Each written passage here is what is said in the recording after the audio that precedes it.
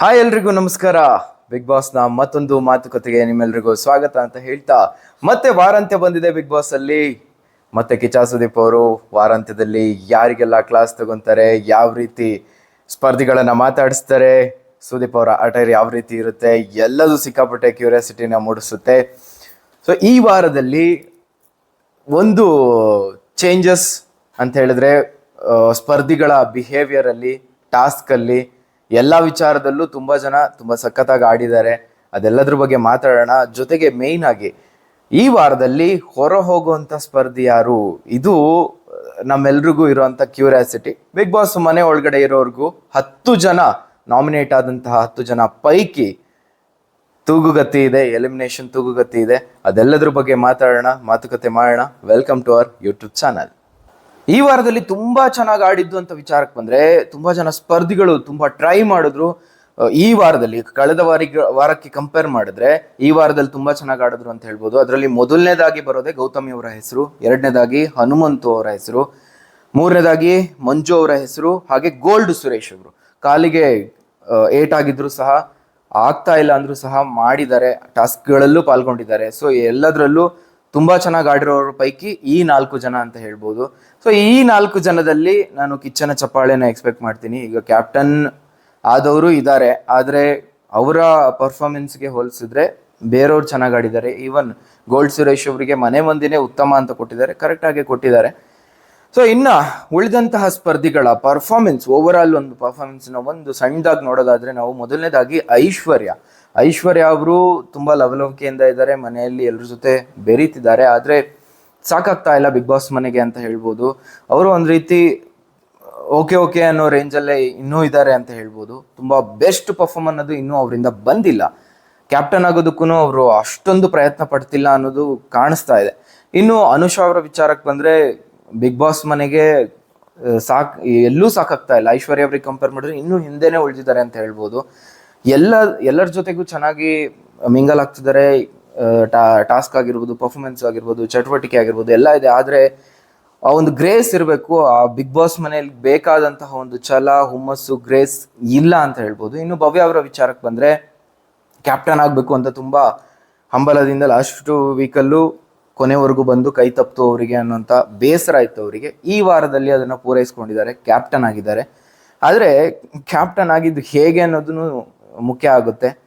So in between ಒಬ್ಬ ಸ್ಪರ್ಧಿನ already ಮಾಡಿರುವಂತಹ ಟೀಮಿಗೆ introduce ಮಾಡಿ ಆಗಿರೋದ್ರಲ್ಲಿ ಅಷ್ಟು ಕಂಪೇರ್ ಮಾಡಿದ್ರೆ ಕ್ಯಾಪ್ಟನ್ ಕ್ಯಾಪ್ಟನ್ ಅಂದ್ರೆ ಟಾಸ್ಕ್ಗಳನ್ನು ಆಡಿ ಅವರೇ ಗೆದ್ದು ಪಡ್ಕೊಂಡಿದ್ದಾರೆ ಅನ್ನೋಷ್ಟ್ರ ಮಟ್ಟಿಗೆ ಏನು ಕಾಣಿಸ್ತಾ ಇಲ್ಲ. ಈವನ್ ಹಾಗಿದ್ದಿದ್ರೆ ಈ ವಾರದಲ್ಲಿ ಬೆಸ್ಟ್ ಅವ್ರಿಗೆ ಸಿಗ್ಬೇಕಿತ್ತು. ಮನೆ ಮಂದಿಗೆ ಅನ್ಸಿದೆ ಗೋಲ್ಡ್ ಸುರೇಶ್ ಅವರು ಬೆಸ್ಟ್ ಅಂತ. ಸೊ ಭವ್ಯ ಅವರ ಪರ್ಫಾರ್ಮೆನ್ಸ್ ಓಕೆ. ಸೊ ಅಲ್ಲಿಗೆ ಎರಡು ಲಾಸ್ಟ್ ವೀಕಲ್ಲೂ ಕ್ಯಾಪ್ಟನ್ ಅವ್ರಿಗೂ ಹಂತದವರೆಗೂ ಹೋಗಿದ್ದಾರೆ, ಈ ವಾರದಲ್ಲೂ ಹೋಗಿದ್ದಾರೆ. ಸೊ ಒಂದು ಒಳ್ಳೆ ಪರ್ಫಾರ್ಮೆನ್ಸ್ ಅಂತ ಹೇಳ್ಬೋದು ಓವರ್ ಆಲ್. ಇನ್ನು ಚೈತ್ರ ಅವರ ವಿಚಾರಕ್ಕೆ ಬಂದರೆ, ಕಳೆದ ವಾರಗಳಲ್ಲಿ ಇದ್ದಂತಹ ಒಂದು ಏರುಗತಿ ಏನಿತ್ತು ಅಥವಾ ಓಕೆ ಅನ್ನೋ ಒಂದು ಪರ್ಫಾರ್ಮೆನ್ಸ್ ಇತ್ತು, ಬಟ್ ಈ ವಾರದಲ್ಲಿ ಫುಲ್ ಡೌನ್ ಆಗಿದೆ. ಇನ್ನೊಂದು ಮುಖವಾಡನೇ ಅವರು ಒಂದು ರೀತಿ ರೆಡ್ ಹ್ಯಾಂಡ್ ಆಗಿ ಸಿಗಾಕೊಂಡ್ರು ಅಂತ ಹೇಳ್ಬೋದು ಶಿಶಿರ್ ಅವರ ಮುಂದೆ. ಶಿಶಿರ್ ಅವರು ಅದನ್ನು ತುಂಬ ಪಾಸಿಟಿವ್ ಆಗಿ ತಗೊಂಡ್ರು, ಛಲದಿಂದ ನೆಕ್ಸ್ಟ್ ಗೇಮ್ಗಳನ್ನ ತುಂಬ ಚೆನ್ನಾಗಿ ಆಡಿದ್ರು. ಆದರೆ ಚೈತ್ರ ಅವರ ವಿಚಾರಕ್ಕೆ ಬಂದರೆ, ಏನು ಅವ್ರ ಮೇಲೆ ಒಂದು ಒಪಿನಿಯನ್ ಇತ್ತು, ಅದಕ್ಕಿಂತನೂ ಒಂದು ಡೌನ್ ಹೋಗೋವಂತಹ ಒಪಿನಿಯನ್ನು ವೀಕ್ಷಕರ ಕಣ್ಣಲ್ಲಿ ಇನ್ನೂ ಅವರು ಕೆಳಗೆ ಹೋಗಿದ್ದಾರೆ ಅಂತ ಹೇಳ್ಬೋದು. ಸೊ ಕಂಪ್ಲೀಟ್ಲಿ ಒಂದು ರೆಡ್ ಝೋನಲ್ಲಿ ಕಾಣಿಸ್ಕೊಳ್ತಾ ಇದ್ದಾರೆ. ಇನ್ನು ಧನ್ರಾಜ್ ಅವರ ವಿಚಾರಕ್ಕೆ ಬಂದರೆ, ಧನ್ರಾಜ್ ಅವರು ಒಂಥರ ಹೇಗಾಗೋಗಿದ್ದಾರೆ ಅಂತ ಹೇಳಿದ್ರೆ, ಎಲ್ರಿಗೂ ಒಂದು ಮೇಯ್ನ್ ಆಗಿ ನಾಮಿನೇಷನ್ ಆಗಿರ್ಬೋದು, ಏನಾದರೂ ರೀಸನ್ ಕೊಡಬೇಕು ಅಂದರೆ ಅಲ್ಲಿ ಕಾಣಿಸೋಂಥ ಸ್ಪರ್ಧಿಯಾಗಿ ಕಾಣಿಸ್ಕೊತಾ ಇದ್ದಾರೆ. ಎಲ್ಲ ವಿಚಾರದಲ್ಲೂ ಇರ್ಬೋದು, ಅವರು ಅದನ್ನೇ ಆರ್ಗ್ಯೂ ಮಾಡಿದ್ರು. ಆದರೆ ಎಲ್ಲ ಸ್ಪರ್ಧಿಗಳನ್ನ ಎದುರು ಹಾಕೊಳ್ಳೋ ಅಂಥ ಗುಣನೂ ಬೇಕಾಗುತ್ತೆ. ಎಲ್ಲ ತಪ್ಪುಗಳನ್ನು ಒಪ್ಕೊಳ್ಬೇಕು ಅಂತ ಏನೂ ಇಲ್ಲ. ಅದನ್ನು ಸಮರ್ಥವಾಗಿ ಹೇಳಿದ್ರೆ ಅವರು ಒಬ್ಬ ಒಳ್ಳೆ ಸ್ಪರ್ಧಿ ಆಗ್ತಾರೆ. ಆದರೆ ಈ ವಾರಕ್ಕೆ ಹಿಂದಿನ ವಾರಕ್ಕೆ ಕಂಪೇರ್ ಮಾಡಿದ್ರೆ ಅವರು ಸೀಮಿತ ಆಗ್ತಿರೋದಂತೂ ನಿಜ. ಒಂದು ಕಡೆಗೆ ಎಲ್ಲ ಓವರ್ ಆಲ್ ಎಲ್ಲದರಲ್ಲೂ ಅವ್ರು ಕಾಣಿಸ್ಕೊಂಡ್ರೆ, ಎಲ್ಲ ಸ್ಪರ್ಧಿಗಳ ಜೊತೆಗೆ ತುಂಬಾ ಚೆನ್ನಾಗಿ ಮಿಂಗಲಾಗಿ ಒಂದೇ ಥರ ರೀತಿನಲ್ಲಿ ಬಾಂಡಿಂಗ್ನ ಸೃಷ್ಟಿ ಮಾಡಿಕೊಂಡ್ರೆ ಅವರು ತುಂಬ ಒಳ್ಳೆ ಸ್ಪರ್ಧಿ ಆಗ್ತಾರೆ. ಬಟ್ ಈ ಮಟ್ಟಕ್ಕೆ ಹೇಳೋದಾದ್ರೆ ಓಕೆ ಅನ್ನೋ ಪರ್ಫಾರ್ಮೆನ್ಸಲ್ಲಿ ಇನ್ನೂ ಅವ್ರು ಇದ್ದಾರೆ ಅಂತ ಹೇಳ್ಬೋದು.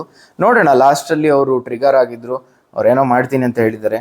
ಜೈಲಿಗೆ ಬೇರೆ 2ನೇ ಸಲ ಜೈಲಿಗೆ ಹೋಗ್ತಿರೋವಂಥದ್ದು. ಏನಾದರೂ ಬದಲಾವಣೆ ಆಗಬಹುದು ಅನ್ನೋ ನಿರೀಕ್ಷೆ ಇದೆ. ಇನ್ನು ಧರ್ಮ ಅವರ ವಿಚಾರಕ್ಕೆ ಬಂದರೆ ಕಂಪ್ಲೀಟ್ಲಿ ಅದು ಬಿಗ್ ಬಾಸ್ ಮನೆಗೆ ಸೂಕ್ತ ಅಲ್ಲ ಅಂತ ಹೇಳ್ಬೋದು. ಅವ್ರದ್ದೇನು ಆಟ ಇದೆ, ಅವರೊಂದು ಕಂಪ್ಲೀಟ್ಲಿ ರೆಡ್ ಝೋನಲ್ಲಿ ಇದ್ದಾರೆ ಅಂತ ಹೇಳ್ಬೋದು. ಎಲ್ಲೂ ಸಾಕಾಗ್ತಾ ಇಲ್ಲ, ಪರ್ಫಾರ್ಮೆನ್ಸ್ ಝೀರೋ ಆಗ್ತಾ ಇದೆ ಬರ್ತಾ. ಅದರಲ್ಲೂ ಟಾಸ್ಕ್ ವಿಚಾರ ಬಂದಾಗ ಅವ್ರಿಗೆ ಹಿಂದೆ ಉಳಿತಾರೆ. ಮೇನ್ಲಿ ನಾನು ಅಬ್ಸರ್ವ್ ಮಾಡಿದ್ದೇನು ಅಂತ ಹೇಳಿದ್ರೆ, ಬಿಗ್ ಬಾಸ್ ಓವರ್ ಆಲ್ ಆಗಿ ಯಾವುದಾದ್ರೂ ಒಂದು ವಿಚಾರನ ತಂದು ಅಲ್ಲೇನಾದರೂ ಒಂದು ಘರ್ಷಣೆ ಆಗುತ್ತೆ, ಒಂದೇನೋ ಒಂದು ಮೇಯ್ನ್ ಕಂಟೆಂಟ್ ಬರುತ್ತೆ ಅನ್ನೋ ಥರ ಎಕ್ಸ್ಪೆಕ್ಟ್ ಮಾಡ್ತಾರೆ. ಸ್ಪರ್ಧಿಗಳು ಇನ್ನೂ ಎಕ್ಸೆಲ್ ಆಗ್ತಾರೇನೋ ಆ ಟಾಸ್ಕಲ್ಲಿ ಅಥವಾ ಆ ಒಂದು ಇನ್ಸಿಡೆಂಟ್ ಅಂತ ಕ್ರಿಯೇಟ್ ಮಾಡಿರ್ತಾರೆ. ಬಟ್ ಧರ್ಮ ಅವ್ರು ಯಾವ ಥರ ಅಂತ ಹೇಳಿದ್ರೆ ಎಲ್ಲದರಿಂದನೂ ಹಿಂದೆ ಇಟ್ಟಾಗ್ತಿದ್ದಾರೆ. ಬೇರೆಯವ್ರು ಏನಾದರೂ ಆರ್ಗ್ಯುಮೆಂಟಿಗೆ ಇಳಿದಿದ್ರು ಅದನ್ನು ಸರಿಪಡಿಸೋದಕ್ಕೆ ಹೋಗ್ತಾರೆ ಅಥವಾ ತಡೆಯೋದಕ್ಕೆ ಹೋಗ್ತಾರೆ.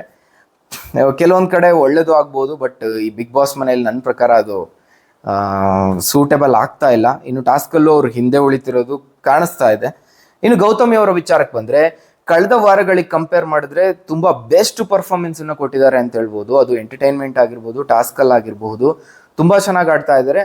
ಹನುಮಂತ್ ಅವರ ಜೋಡಿಯಾಗಿ ಸಿಕ್ಕಿದ್ದವರಿಗೆ ತುಂಬ ಪ್ಲಸ್ ಪಾಯಿಂಟ್ ಆಯಿತು ಅಂತಲೇ ಹೇಳ್ಬೋದು. ಈ ವಾರದಲ್ಲಿ ಕಳೆದ ವಾರದಲ್ಲಿ ನೋಡಿದಂತಹ ಗೌತಮಿನೇ ಬೇರೆ, ಈ ವಾರದಲ್ಲಿ ನೋಡಿದಂತಹ ಗೌತಮಿನೇ ಬೇರೆ. ಅದರಲ್ಲೂ ಒಂದು ಟ್ರಯಾಂಗಲ್ ಏನಿತ್ತು, ಮಂಜು ಅವರು, ಗೌತಮಿ ಅವರು ಹಾಗೆ ಮೋಕ್ಷಿತ್ ಅವರು, ಅದರಿಂದ ಹೊರಗೆ ಬಂದರೆ ಮೂವರ ಬಿಹೇವಿಯರ್ ಅಥವಾ ಪರ್ಫಾರ್ಮೆನ್ಸ್ ಯಾವ ಥರ ಇರಬಹುದು ಅಂತ ನಾನೊಂದು ಎಕ್ಸ್ಪೆಕ್ಟೇಷನ್ ಇತ್ತು. ಆ ಎಕ್ಸ್ಪೆಕ್ಟೇಷನಲ್ಲಿ ಹೊರಗೆ ಬಂದಂತಹ ಸಂದರ್ಭದಲ್ಲಿ ಮಂಜು ಅವರು ಇದ್ದಂಗೆ ಇದ್ದಾರೆ. ಅವರ ಪರ್ಫಾರ್ಮೆನ್ಸಲ್ಲಿ ಏನೂ ವೇರಿಯೇಷನ್ ಆಗಿಲ್ಲ, ತುಂಬ ಚೆನ್ನಾಗಿ ಆಡ್ತಿದ್ದಾರೆ. ಗೌತಮಿ ಅವರು ಅದರಿಂದ ಹೊರಗೆ ಬಂದ ನಂತರದಲ್ಲಿ ತುಂಬ ಚೆನ್ನಾಗಿ ಆಡ್ತಿದ್ದಾರೆ ಅಂತ ಹೇಳ್ಬೋದು. ಆದರೆ ಮೋಕ್ಷಿತಾ ಅವರ ವಿಚಾರಕ್ಕೆ ಬಂದರೆ ಡೌನ್.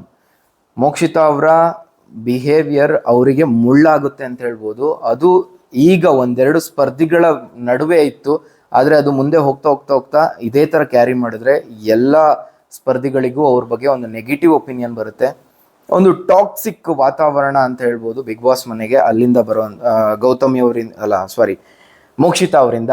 ಸೊ ಮೋಕ್ಷಿತಾ ಅವರು ಆ ಗ್ರೂಪಿಂದ ಹೊರಗೆ ಬಂದಾಗ ಅವ್ರು ಬೇರೆ ರೀತಿನೇ ಬಿಹೇವ್ ಮಾಡೋದಕ್ಕೆ ಶುರು ಮಾಡಿದ್ದಾರೆ ಅಂತ ನನಗೆ ಅನ್ನಿಸ್ತಾ ಇದೆ. ಸೊ ಅವರು ರೆಡ್ ಝೋನಲ್ಲಿ ಇದ್ದಾರೆ ಅಂತ ನನ್ನ ಪ್ರಕಾರ. ಇನ್ನು ಮಂಜು ಅವರ ವಿಚಾರಕ್ಕೆ ಬಂದರೆ, ಮಂಜು ಅವರು ತುಂಬ ಚೆನ್ನಾಗಿ ಆಡ್ತಾ ಇದ್ದಾರೆ. ಟಾಪ್ 2ನಲ್ಲಿ ಇರಬೇಕಾದಂತಹ ಕಂಟೆಸ್ಟೆಂಟ್ ಆಗಿ ಗುರುತಿಸ್ಕೊಳ್ತಿದ್ದಾರೆ ಇಲ್ಲಿಂದಾನೆ. ಅವರು ಕಳೆದ ವಾರದಲ್ಲೂ ತುಂಬ ಚೆನ್ನಾಗಿ ಆಡಿದ್ರು, ಅದಕ್ಕಿಂತ ಹೋದ ವಾರದಲ್ಲೂ ಚೆನ್ನಾಗಿ ಆಡಿದ್ರು. ಆದರೆ ಈ ವಾರದಲ್ಲಿ ಅವರಿಗೆ ಸರಿಯಾದ ಜೋಡಿ ಸಿಗಲಿಲ್ಲ. ಭವ್ಯ ಅವರು ತುಂಬ ಚೆನ್ನಾಗಿ ಆಡ್ತಾ ಇದ್ರು, ಅವ್ರನ್ನ ಡಿಮೋಟಿವೇಟ್ ಮಾಡುವಂಥ ಕೆಲಸ ಮಾಡಿದ್ರು. ಸೊ ಓವರ್ ಆಲ್ ಮಂಜು ಅವರ ಪರ್ಫಾರ್ಮೆನ್ಸ್ ತುಂಬ ಸಖತ್ತಾಗಿದೆ ಅಂತ ಹೇಳ್ಬೋದು. ಇನ್ನು ಹನುಮಂತು ಅವರ ವಿಚಾರಕ್ಕೆ ಬಂದರೆ, ಹನುಮಂತು ಅವರು ಹೋದ ವಾರದಲ್ಲಿ ಯಾವ ಥರ ಇದ್ರು ಅದೇ ಥರ ಕ್ಯಾರಿ ಮಾಡ್ತಾ ಇದ್ದಾರೆ, ತುಂಬ ಸಖತ್ತಾಗಿ ಆಡ್ತಾ ಇದ್ದಾರೆ. ಇನ್ನೂ ತುಂಬ ಚೆನ್ನಾಗಿ ಆಡಿದ್ರೆ ಟಾಸ್ಕಲ್ಲಿ ಇನ್ನೂ ಯಾವ ರೀತಿ ಕ್ಯಾಪ್ಟನ್ ಆಗಿದ್ರು ಆ ವಾರದಲ್ಲಿ ಅವರು ಆಡಿದಂತಹ ಒಂದು ಆಟ ಏನಿದೆ ಆ ಆಟನ ಮುಂದೆನೂ ಕೊಡ್ತಾ ಹೋದರೆ, ಅದೇ ಹುಮ್ಮಸ್ಸಲ್ಲಿ ಆಡಿದ್ರೆ ಅವರು ಸಹ ಟಾಪ್ 2ನಲ್ಲಿ ಬರುವಂಥ ಕಂಟೆಸ್ಟೆಂಟ್ ಆಗಿ ಗುರುತಿಸ್ಕೊಳ್ತಿದ್ದಾರೆ. ಇನ್ನು ಶಿಶಿರ್ ಅವರ ವಿಚಾರಕ್ಕೆ ಬಂದರೆ, ಅವರಿಗೂ ಸಹ ಒಂದು ಜೋಡಿ ಸಿಕ್ಕಿದ್ದು. ಸೊ ಚೈತ್ರ ಅವರಿಂದ ಒಂದು ರೀತಿ ಪಾಸಿಟಿವ್ ಆಯಿತು, ವೀಕ್ಷಕರ ಕಣ್ಣಲ್ಲಿ ಅವರು ಒಂದು ರೀತಿ ಹೀರೋ ಆದರು ಅಂತ ಹೇಳ್ಬೋದು. ಆದರೆ ಬಿಗ್ ಬಾಸ್ ಮನೆಯಲ್ಲಿ ಅವರೇ ಬಿಟ್ಕೊಟ್ಟಿದ್ರಿಂದ ಅದು ಸೂಕ್ತ ಅಲ್ಲ ಅಂತ ನನಗನ್ನಿಸ್ತು. ಯಾಕಂದರೆ ಮುಂದೆ ಹೋಗಬೇಕು ಅಂತ ಹೇಳಿದ್ರೆ ಅವರು ಎಲ್ಲೂ ಬಿಟ್ಕೊಡ್ಬಾರ್ದು. ಬಿಟ್ಕೊಡೋ ಅಂಥ ಒಂದು ಮನಸ್ಥಿತಿ ಇತ್ತು ಅಂತ ಹೇಳಿದ್ರೆ ಅದು ಬಿಗ್ ಬಾಸ್ ಫಿನಾಲೆ ವಾರಕ್ಕೆ ತಲುಪೋದಲ್ಲ, ಹಿಂದಕ್ಕೆ ಹೋಗ್ತಿದ್ದಾರೆ ಅಂತ ಅನಿಸುತ್ತೆ. ಸೊ ಓವರ್ ಆಲ್ ಶಿಶಿರ್ ಅವರ ಪರ್ಫಾರ್ಮೆನ್ಸು ಓಕೆ. ನೆಕ್ಸ್ಟು ಸುರೇಶ್ ಅವರ ವಿಚಾರಕ್ಕೆ ಬಂದರೆ, ತುಂಬ ಸಖತ್ತಾಗಿ ಆಡಿದ್ದಾರೆ. ಇಲ್ಲಿವರೆಗೂ ಸುರೇಶ್ ಅವರು ಆಡಿದಂತಹ ರೀತಿಗೂ ಈ ವಾರದಲ್ಲಿ ಇದ್ದಂತಹ ರೀತಿಗೂ ತುಂಬ ಚೆನ್ನಾಗಿದೆ. ಮುಂಚೆ ಎಲ್ಲ ಅವರು ಬೇರೆ ಸ್ಪರ್ಧಿಗಳ ಜೊತೆಗೆ ಚರ್ಚೆನಲ್ಲಿ ಅಥವಾ ಕಾಂಟ್ರವರ್ಸಿನಲ್ಲಿ ಭಾಗವಹಿಸ್ತಾ ಇದ್ರು. ಆದರೆ ಈಗ ಅವರು ಪರ್ಫಾರ್ಮೆನ್ಸ್ಗೆ ಕಾನ್ಸಂಟ್ರೇಟ್ ಮಾಡ್ತಿದ್ದಾರೆ, ಹೇಗೆ ತನ್ನನ್ನು ತಾನು ಉತ್ತಮ ಮಾಡ್ಕೋಬಹುದು ಅಂತ. ಸೊ ಏಟಾಗಿದ್ರು ಸಹ ಅಲ್ಲಿ ತಮ್ಮ ಜೋಡಿಯ ಜೊತೆಗೆ ಅವರು ಒಳ್ಳೆ ಪರ್ಫಾರ್ಮೆನ್ಸನ್ನು ಕೊಟ್ಟಿದ್ದಾರೆ ಅಂತ ಹೇಳ್ಬೋದು. ಇನ್ನು ತ್ರಿವಿಕ್ರಮ್ ಅವರ ವಿಚಾರಕ್ಕೆ ಬಂದರೆ, ಕ್ಯಾಪ್ಟನ್ ಆಗಿದ್ದಾರೆ, ಬಟ್ ತುಂಬ ನೆಗೆಟಿವ್ ಪರ್ಫಾರ್ಮೆನ್ಸ್ ಈ ವಾರದಲ್ಲಿ ತ್ರಿವಿಕ್ರಮ್ ಅವರಿಗೆ. ಇಲ್ಲಿವರೆಗೂ ಏನಿತ್ತು, ಬಟ್ ಆ ಕ್ಯಾಪ್ಟನ್ ಅನ್ನೋ ವಿಚಾರಕ್ಕೆ ಬಂದರೆ ಕ್ಯಾಪ್ಟನ್ಸಿಗೆ ಬೇಕಾದಂತಹ ಒಂದು ಗುಣಗಳು ಅವರಲ್ಲಿ ಕಾಣಿಸ್ಲಿಲ್ಲ, ತುಂಬ ನೆಗೆಟಿವ್ ಆಗಿದೆ ಅಂತ ಹೇಳ್ಬೋದು. ಬಟ್ ಓವರ್ ಆಲ್ ಪರ್ಫಾರ್ಮೆನ್ಸ್ ಅವ್ರನ್ನ ಟಾಸ್ಕಿಗೆ ಮತ್ತು ಬಿಗ್ ಬಾಸೇ ಇಳಿಸಿದ್ರು. ಸೊ ಅದರಿಂದ ಅವರಿಗೆ ಪ್ಲಸ್ ಪಾಯಿಂಟ್ ಆಯಿತು ಅಂತ ಹೇಳ್ಬೋದು ಮತ್ತೆ ಮನೆಯಲ್ಲಿ ಗುರುತಿಸ್ಕೊಳ್ಳೋದಕ್ಕೆ. ಇದಿಷ್ಟು ಸ್ಪರ್ಧಿಗಳ ಓವರ್ ಆಲ್ ಒಂದು ವಿಚಾರ. ಆದರೆ ಇನ್ನು ನಾಮಿನೇಷನ್ ವಿಚಾರಕ್ಕೆ ಬರೋದಾದ್ರೆ, ನಾವು ಇದರಲ್ಲಿ ಇವರ ಪೈಕಿ ನಾಮಿನೇಟ್ ಆದಂಥವ್ರು ಅಂತ ಹೇಳಿದ್ರೆ ಅನುಷಾ, ಸುರೇಶ್, ಧರ್ಮ, ಧನ್ರಾಜ್, ಮೋಕ್ಷಿತಾ, ಶಿಶಿರ್, ಭವ್ಯ, ಮಂಜು, ಗೌತಮಿ, ಹನುಮಂತು. ಇವರ ಪೈಕಿ ಇದಿಷ್ಟು ಜನದಲ್ಲಿ ನಾನು ಆಲ್ರೆಡಿ ಹೇಳಿದ್ದೀನಿ ಯಾರ್ಯಾರ ಪರ್ಫಾರ್ಮೆನ್ಸ್ ಹೇಗಿದೆ ಅಂತ ನನ್ನ ಪ್ರಕಾರ ಹೇಳಿದ್ದೀನಿ. ಸೊ ಇದರಲ್ಲಿ ನನಗೆ ಮೇನ್ಲಿ ಕಾಣಿಸ್ತಾ ಇರೋದೇ ಧರ್ಮ ಅವರು ಹಾಗೆ ಅನುಷಾ ಅವರೇ ಕಾಣಿಸ್ತಾ ಇದ್ದಾರೆ. ಯಾಕೆ ಅಂದರೆ ಎಲ್ಲ ರೀತಿಯಲ್ಲೂ ಲವಲವಿಕೆಯಿಂದ ಇರಬೇಕಾಗುತ್ತೆ ಬಿಗ್ ಬಾಸ್ ಮನೆಯಲ್ಲಿ. ಧರ್ಮ ಅವರಲ್ಲಿ ಅದು ಕಾಣಿಸ್ತಾ ಇಲ್ಲ. ಅನುಷ್ ಅವ್ರಿಗೆ ಕಂಪೇರ್ ಮಾಡಿದ್ರೆ ಧರ್ಮ ಅವರು ತುಂಬ ರೆಡ್ ಝೋನಲ್ಲಿ ಇದ್ದಾರೆ ಅಂತ ಹೇಳ್ಬೋದು. ಆ್ಯಂಡ್ ಚೈತ್ರ ಅವರು ಸಹ ಬಿಗ್ ಬಾಸ್ ಮನೆಗೆ ಸೂಕ್ತ ಅಲ್ಲ ಅನ್ಸೋಂತಹ ಒಬ್ಬ ಕ್ಯಾಂಡಿಡೇಟ್ ಆಗಿದ್ದಾರೆ ಅಂತ ಹೇಳ್ಬೋದು. ಈ 3 ಜನ ನನಗೆ ರೆಡ್ ಝೋನಲ್ಲಿ ಕಾಣಿಸ್ತಾ ಇದ್ದಾರೆ. ಅದರಲ್ಲೂ ಪರ್ಟಿಕ್ಯುಲರ್ಲಿ ಧರ್ಮ ಈ ವಾರದಲ್ಲಿ ಹೊರಗೆ ಹೋದ್ರೂ ಅಚ್ಚರಿ ಏನಿಲ್ಲ. ಸೊ ಇದಿಷ್ಟು ಈ ವಾರದ ಒಂದಷ್ಟು ಮಾತುಕತೆ. ಈ ವಾರಾಂತ್ಯದಲ್ಲಿ ಯಾರು ಬಿಗ್ ಬಾಸ್ ಮನೆಯಿಂದ ಹೊರ ಹೋಗ್ಬೋದು, ಯಾರು ಹೊರ ಹೋಗ್ಬೇಕು, ನಿಮ್ಮ ಅನಿಸಿಕೆಯನ್ನ ಕಮೆಂಟ್ ಮಾಡಿ ಅಂತ ಹೇಳ್ತಾ ಈ ವಿಡಿಯೋನ ಲೈಕ್ ಮಾಡಿ. ಹಾಗೆ ಇದೇ ರೀತಿಯಾದಂತಹ ಮಾತುಕತೆಗಳ ವಿಡಿಯೋಗಳನ್ನ ನೋಡೋದಕ್ಕೆ ಸಬ್ಸ್ಕ್ರೈಬ್ ಮಾಡಿ ಅಂತ ಹೇಳ್ತಾ ಮುಂದಿನ ವಿಡಿಯೋದಲ್ಲಿ ಮತ್ತಷ್ಟು ಮಾತುಕತೆಯೊಂದಿಗೆ ಬರ್ತೀನಿ. ಧನ್ಯವಾದಗಳು ವೀಕ್ಷಕರೇ.